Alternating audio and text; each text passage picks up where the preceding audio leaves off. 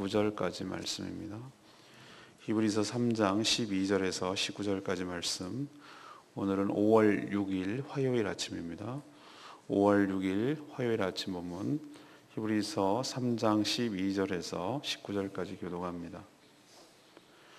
형제들아, 너희는 삼가 혹 너희 중에 누가 믿지 아니하는 악한 마음을 품고 살아계신 하나님에게서 떨어질까 조심할 것이요, 오직 오늘이라 일컫는 동안에 매일 피차 권면하여 너희 중에 누구든지 죄의 유혹으로 완고하게 되지 않도록 하라.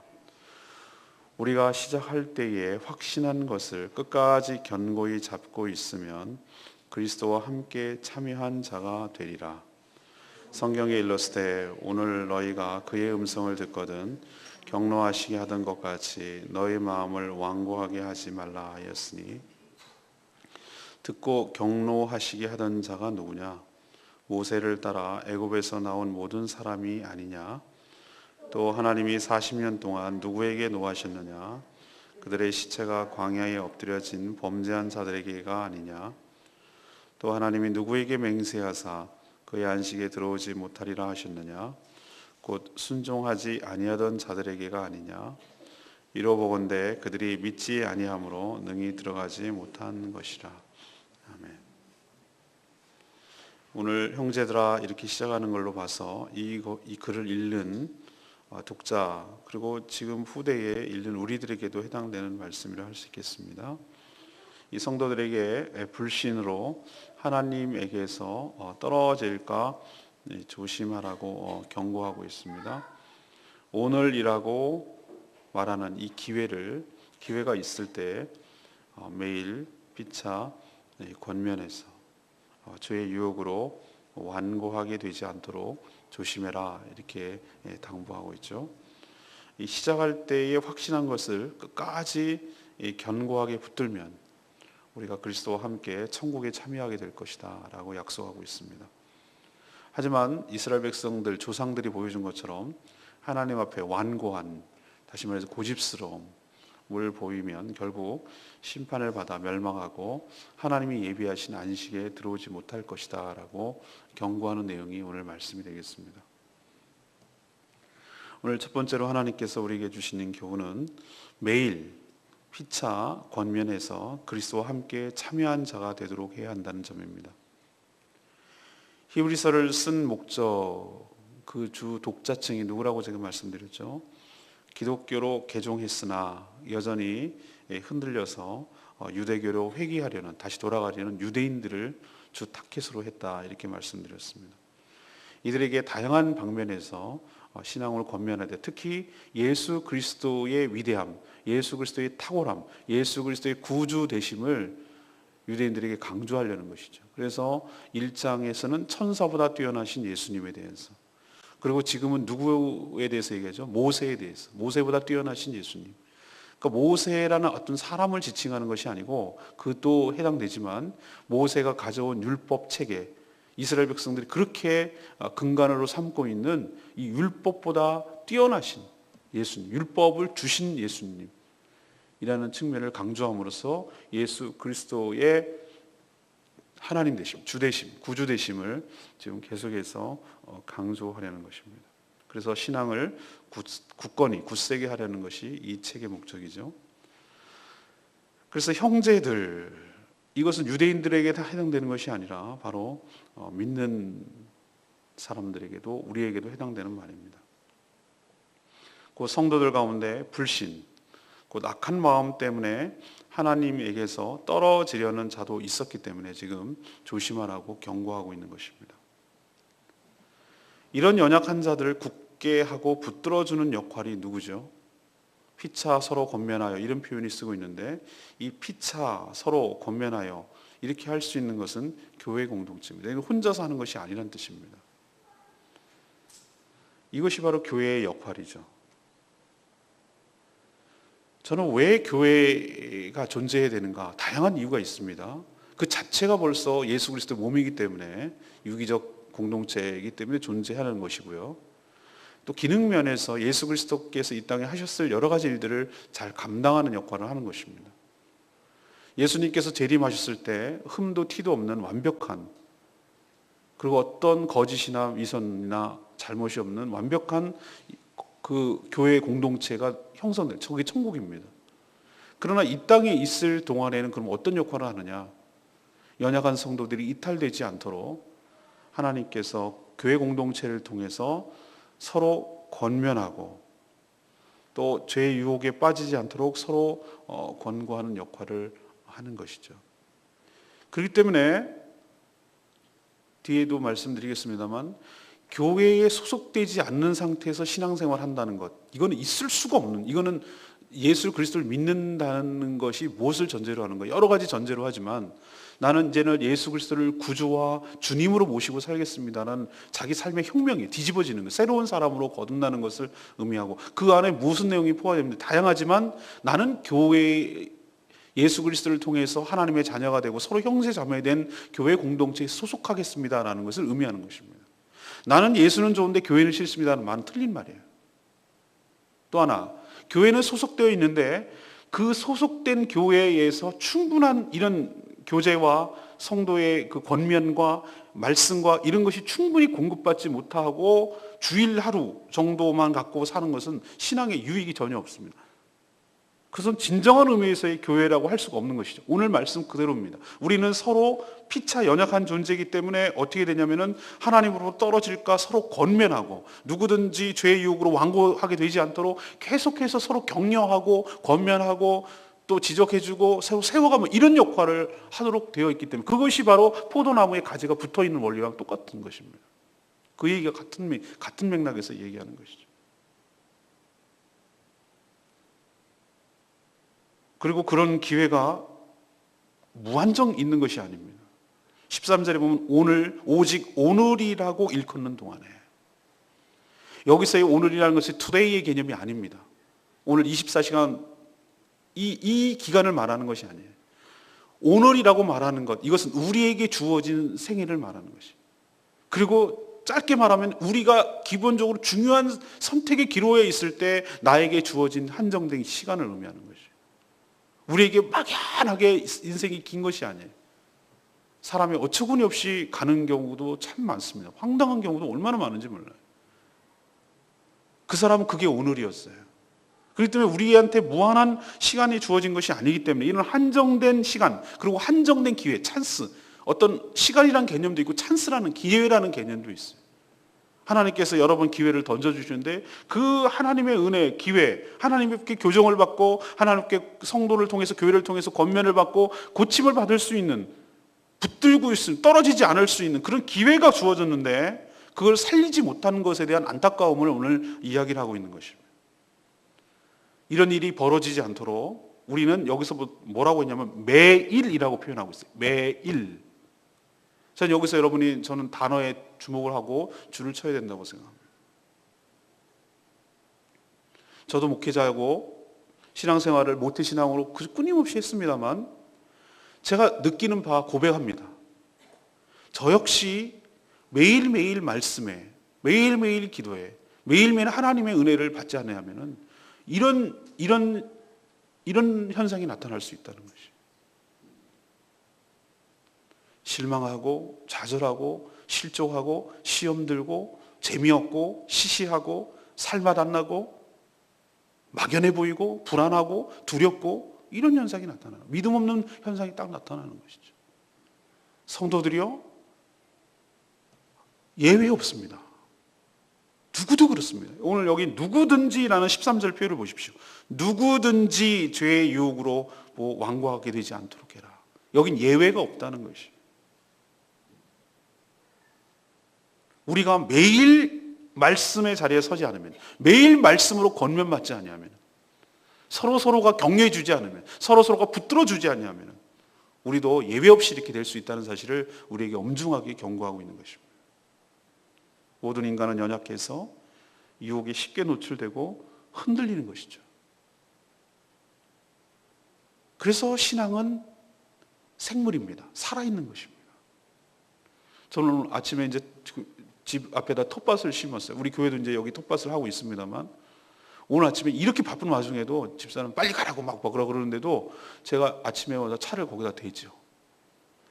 물 초롱, 물 받아가지고 이렇게 양복 입고 가는 거예요. 텃밭을 가가지고 물을 이렇게 주고 오는 거예요. 왜 그렇습니까? 어제 그제는 비가 왔기 때문에 안 줘도 돼요. 어제 하루 말려놨거든요. 햇볕을 쬐으니까 애가 어린 것이 아직 말라가지고 매일매일 물을 먹지 않으면 애가 시들시들해서 아직 어려서 죽어요. 그래서 매일 아침에 요즘은 물을 줘야 되는 거, 어리기 때문에 아직 튼튼하게 뿌리를 내리고 하지 않았기 때문에.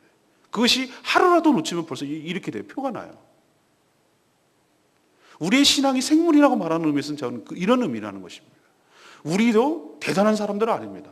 우리 스스로가 무슨 힘이 있는 줄 아십니까? 아닙니다. 하나님의 매일매일 하나님의 말씀의 은혜, 기도의 은혜, 보이지 않는 하나님께서 우리를 붙들어 주시고 우리가 동행하시고 그렇게 하지 않으면은 우리도 예외 없이 그렇게 힘이 없고 주저앉아지고 낭망하고 그렇게 살 수밖에 없는 연약한 존재라는 것을 인식하셔야 됩니다.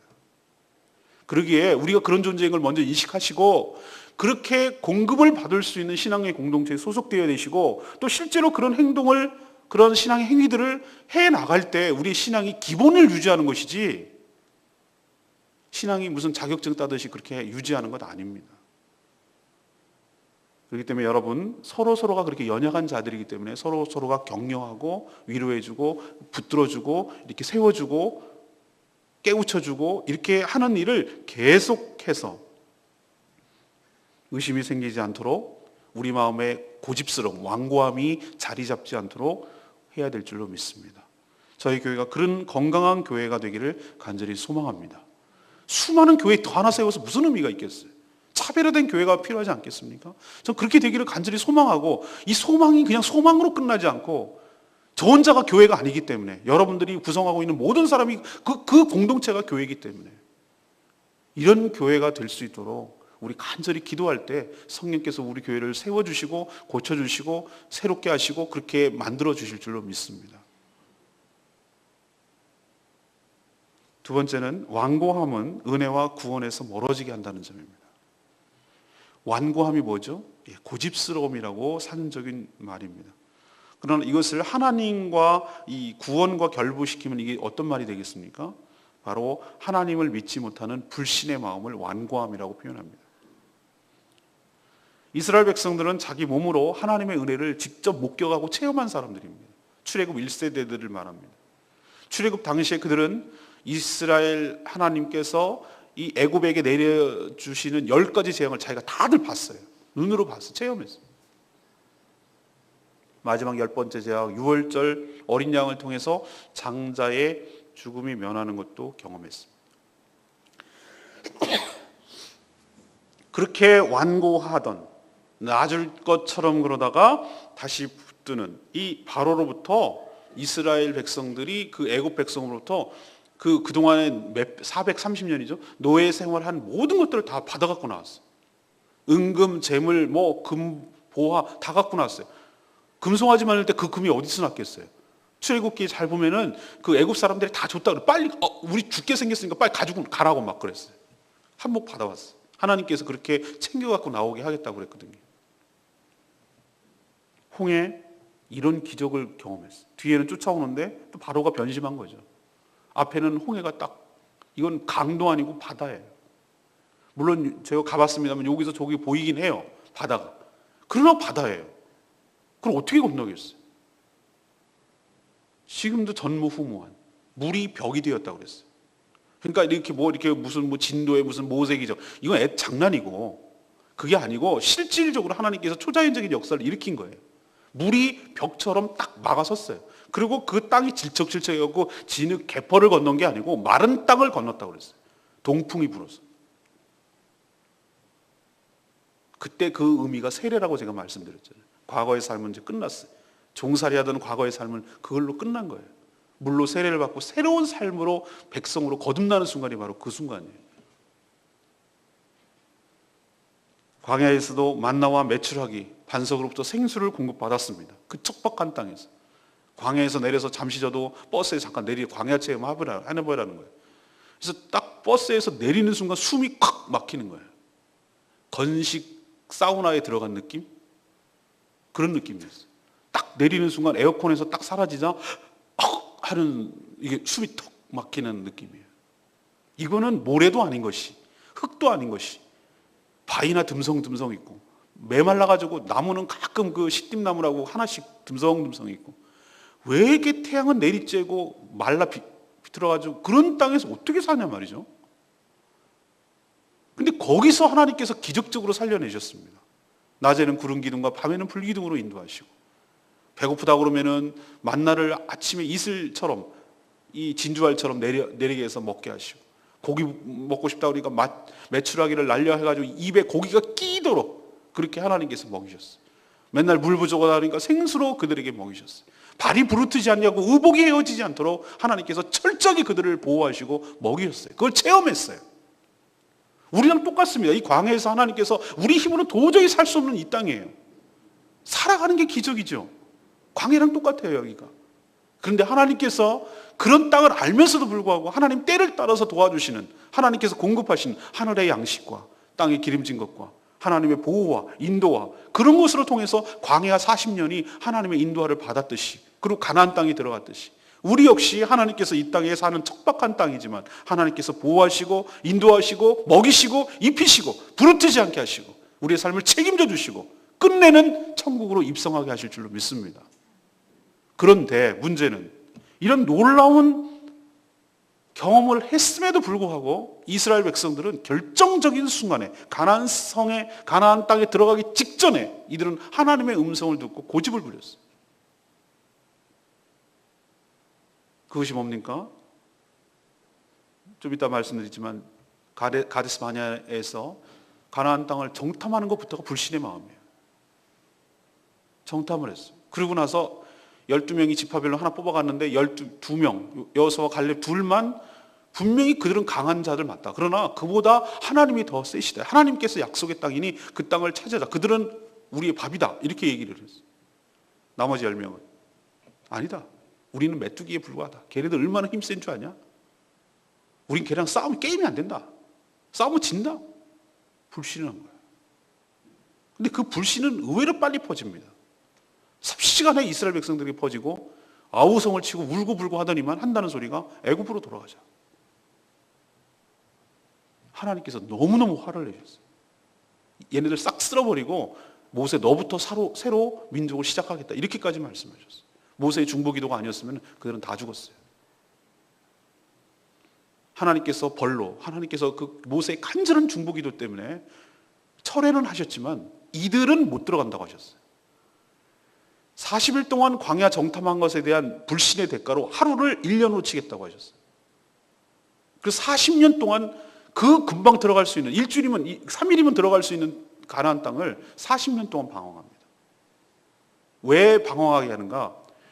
여전히 불신 가운데 살아가던 그들은 다 죽게 하기 위해서 그런 거예요. 그 광야에서 다 엎드려진다고 해서 죽어야 돼요. 그리고 광야에서 태어난 새로운 2세대들만, 불신에 물들지 않는 자들만 가나안 땅에 들어가게 하기 위해서 40년을 방황하게 했어요. 그리고 여호수아와 갈렙을 제외하고 나머지 모든 출애굽 1세대들은 광야에서 다 죽었어요. 이것은 무엇을 말합니까? 하나님의 약속은 변함이 없습니다. 약속의 땅을 주겠다는 하나님의 약속은 변함이 없어요. 그러나 그 약속을 받는 자는, 불신의 자는 안 된다는 거예요. 완고함을 갖고 있는 자는 안 된다는 거예요. 고집 부리면 안 된다는 거예요. 그런 사람은 안식을 얻지 못한다는 거예요. 제일 미련한 사람, 하나님 앞에서 고집 부리는 사람이에요. 어린아이처럼 순전한 마음, 그 부드러운 마음, 하나님의 약속이 믿어지는 마음, 현상보다 하나님의 약속을 더 신뢰하는 마음, 악한 사단의 세력보다 하나님의 권능을 더 믿고 신뢰하고 바라볼 줄 아는 마음, 그런 마음이 바로 어린아이 같은 고집스러움의 반대 개념, 어린아이 같은 순전한 마음일 줄로 믿습니다. 그런 마음을 달라고, 그래서 저희들도 하나님의 약속한 안식을 누릴 수 있게 달라고 여러분 간절히 기도하시기 바랍니다. 제일 안 좋은 것이 하나님 앞에서 고집 부리는 거 여러분 잊지 마셔야 합니다. 세 번째는 불신과 불순종의 사람은 안식에 들어갈 수 없다는 점입니다. 이스라엘 백성들은 믿음을 가지고 순종했더라면 아주 쉽게 가나안 땅에 들어갈 수가 있었습니다. 아까도 말했지만 12정탐꾼에서 보여준 것처럼 그들은 불신 그리고 불순종의 사람들이었습니다. 그래서 40년 동안 광야에서 방황하고 다 죽어야 했고, 불순종 그리고 불신한 사람들은 여호수아와 갈렙을 제외하고 다 한 명도 그 땅에 들어가지 못하고 다 죽었습니다. 안식을 누리지 못한 것이죠. 이 불신 그리고 불순종, 이것은 동전의 앞뒷면과 같습니다. 하나님의 약속을 믿지 못하니까 이 불신이죠. 그러니 뒷면이 뭡니까? 하나님의 말씀에 순종하지 않는 것입니다. 순종하지 않아가니 더 하나님의 약속이 믿어지지가 않는 거예요. 이건 서로 악순환의 관계인 것이죠. 그래서 오늘 이 히브리서 기자가 뭐라고 말합니까? 오늘 지금 찬스, 제가 아까 말씀드린 시간적 개념도 되고 오늘이라는 것은 찬스의 개념도 된다고 그랬잖아요. 결단해야 할 때, 하나님의 음성을 들을 때 완고하지 말고, 고집부리지 말고 즉각 믿고 순종할 때 바로 천국의 안식에 들어갈 수 있다고 가르쳐 줍니다. 지금도 천국에 갈 수 있다는 복음을 들려주지만 여전히 자기의 생각 속에 갇혀서 하나님 방법을 불신하고 그 방법에 따르지 않는 자들, 불순종이죠. 이런 사람 때문에 이런 사람은 천국에 들어가지 못하는 것이죠. 이런 완고함을 회개하고 주 예수 그리스도를 영접할 때 부드러운 마음을 바꿔주시고 그 마음에 성령이 충만하셔서 성령의 인도하심 따라 안식에 들어가게 될 줄로 믿습니다. 불순종, 불신, 이것이 가장 큰 문제입니다. 오늘 14절 말씀, 우리가 시작할 때에 확신하는 것을 끝까지 견고히 잡고 있으면 그리스도와 함께 참여한 자가 되리라. 이 말씀이 레위의 말씀이죠. 예수 그리스도를 인격적으로 만났던 첫 경험을 우리는 소중하게 간직해야 합니다. 우리가 믿고 고백한 것, 그리고 확신한 것을 끝까지 견고하게 붙잡아야 합니다. 우리 역시 방심하거나 소홀하면 세상에 빠져 놓치기가 십상입니다. 그래서 세상으로 돌아가 안식을 누리지 못할 수도 있습니다. 우리는 항상 긴장하면서 견고하게 붙들고 있는지 자신의 삶을, 자신의 신앙을 늘 세심하게 점검해야 할 것입니다. 느슨해지지 않았는지 살펴야 할 것입니다. 이게 우리의 영혼이 죽고 사는 문제가 달려있기 때문에 아주 중요한 것이죠. 오늘 여기 있는 말씀대로 여러분이 처음으로 예수 그리스도를 믿고 시작할 때 그 확신했던 것 끝까지 견고하게 붙잡는 여러분 되시길 바라고, 그래서 그 결과 그리스도와 함께 참여한 자가 되시기를 간절히 축원합니다. 오늘 세 가지 말씀드렸습니다. 매일 피차 서로죠. 겉면에서 그리스도와 함께 참여한 자가 되기를 간절히 바랍니다. 그런 교회 공동체가 되기를 소망합니다. 두 번째는 완고함, 하나님 앞에 이 고집스러움이 은혜와 구원에서 멀어지게 한다는 것 조심하시기 바라고, 세 번째는 뭐죠? 불순종 그리고 불순종, 불신, 이 사람은 안식에 들어갈 수 없다는 것 오늘 말씀 명심하시고, 이런 것이 우리에게 교훈이 돼서 우리에겐 이런 일이 일어나지 않도록 삼가 조심하시는 저와 여러분 되시기를 소망합니다. 오늘 말씀 붙들고 기도하기 전에 42장 부르고, 저 부모의 부모소서 부르고 기도하겠습니다.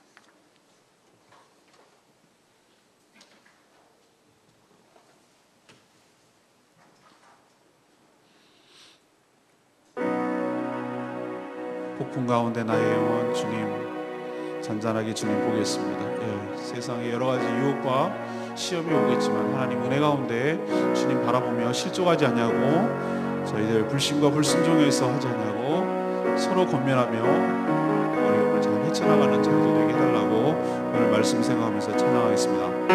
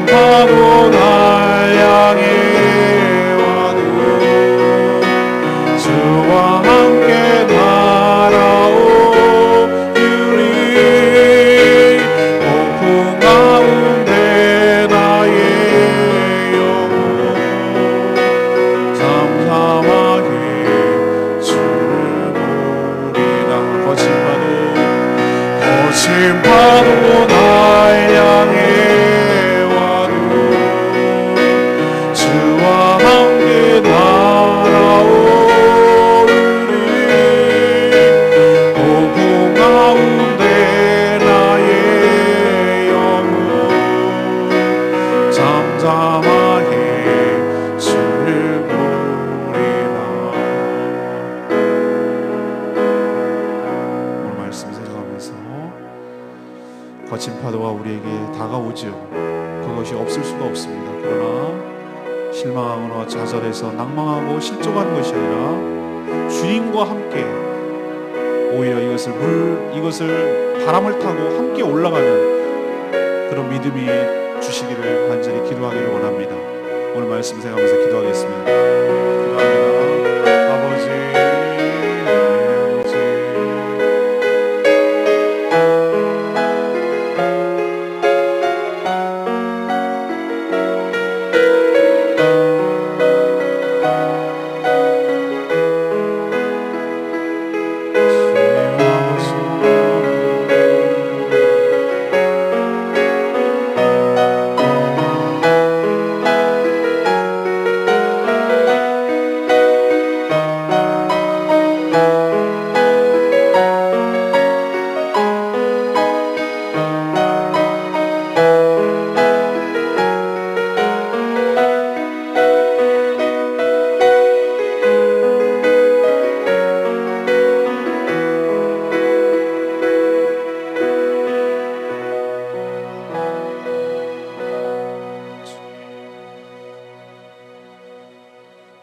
하나님, 저희들도 많이 연약합니다.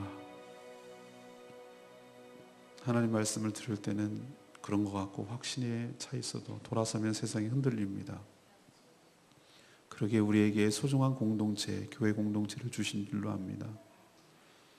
피차 매일 서로 권면하며 죄의 유혹으로 완고하게 되지 않도록 저희들을 붙들게 하여 주시옵소서. 이스라엘 백성들이 하나님의 약속을 의심함으로 불신하고 결국 불순종으로 이어져 안식에 들어가지 못한 것처럼 우리 역시 그럴까 두렵사오니 항상 저희들을 붙들어 주시고 처음 믿었던 그 신앙과 믿음을 굳게 붙들게 하여 주시옵소서. 우리의 불신과 우리의 불순종을 회개하고 하나님께 다시 돌이키게 하여 주시고 느슨해지고 허물어진 우리의 신앙을 다시 한번 세우고 하나님 앞에 다시 결단하며 결신하며 우리의 확신한 것을 끝까지 견고히 잡을 수 있도록, 그래서 그리스도와 함께 참여한 자가 될 수 있도록 저희들을 축복하여 주시옵소서.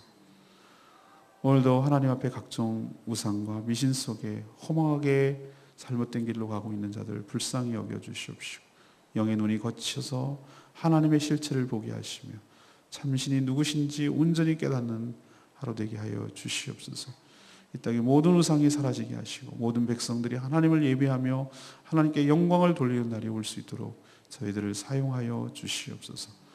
오늘 하루도 주님의 은혜 가운데 살기를 원하옵고 예수 그리스도 이름으로 기도합니다. 아멘.